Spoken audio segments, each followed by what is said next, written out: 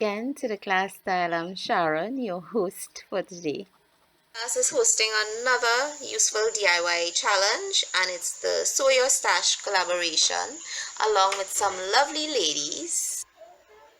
So once again, we will be sharing with you all the exciting pieces that we have to offer, and I hope you visit the description box in the bottom and visit each one of these ladies' channel.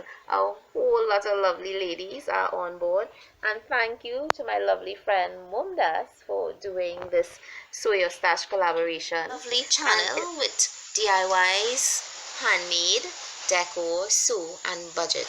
And guys, she has so many videos out. Please visit her channel along with the rest of the crew, and it actually helps us to learn from one another. So stick around, guys, and see what we come up with.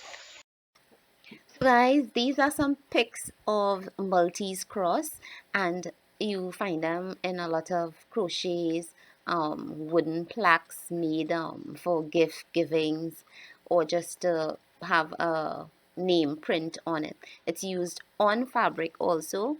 This particular one is on a cushion, and it's used to demonstrate and to make our bows. In this case, I'm using it on fabric to make a piece for a valance I'll be sharing with you. And guys, today I'm using some ends I have over here from my brocade satin. I had done some valances and panels out of it, and I will just be cutting strips of fabric from it. Now you can use whatever measurement you feel to, whether large or small.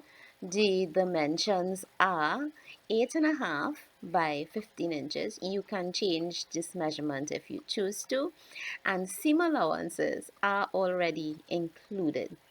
Now guys, I have each piece here, one Maltese cross is going to take 2 pieces, and I've already pinned them down and taken it to my machine, and I'm just stitching all the pieces, which I'm not going to show you I'm doing all, but demonstrating on one. I'm stitching 1/2 inch seam allowance on the length of all the pieces. Now guys, thanks to MomDas once again, and please visit the other participants.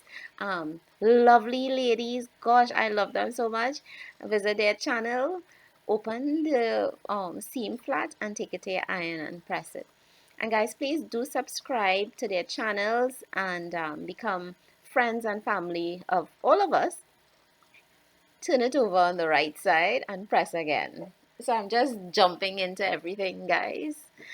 um, Press it nice and flat. Now this is one of the pieces. You're going to fold it in half and crease it with your fingers, and this is the crease in the center. Make sure and thread a needle, and we're just running a slack stitch like a basting stitch through it. It's just one stitch you need, and we are going to be pulling it together. Gather it very tightly. Do all the pieces in this manner, and ensure that you knot on the ends to secure your piece. Clip off the excess thread and do all your pieces in this manner.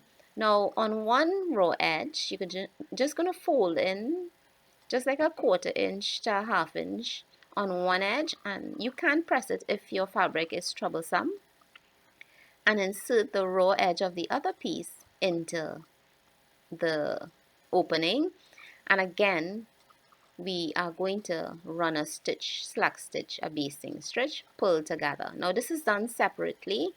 You're not going to gather the 2 pieces together. So you'll have an opening in the center. What we're using that opening for is to insert the other piece into it.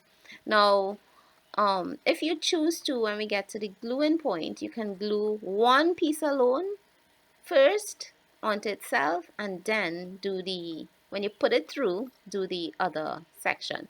But I'm just showing, I push it through the piece, glue it down, glue the bottom, and then you can glue the top section. Now if you're not using glue, you can just thread your needle and push your needle straight through the fabric and secure it in place. Now, to make it look a little blingy and a little more elegant, I have some buttons here, and I'm just gonna use my glue gun and adhere it to the piece. And guys, this is so simple, it is done. Now you can use this on anything you feel to. You can use it on your valances, you can use it as tie backs. In this particular case, I used it on my valance. I have three of them on the shaped valance, and I used two on the ends and one in the center, and I run some lovely decorative trimmings throughout. It is not hard. You can use it to make your gift bows also. We'll show you that in another. Just some others that you can do. This is a brocade. This is done in a two-tone, and the button is a covered button. So this is satin and this is the brocade satin, and a lovely contrast you get from it. The other one is a lovely bow, and we have a plain one done out of the fabric also. And thanks again to MomDas and her lovely hostesses. Do visit all our channels, like and subscribe, and I'll see you soon. Bye for now, guys.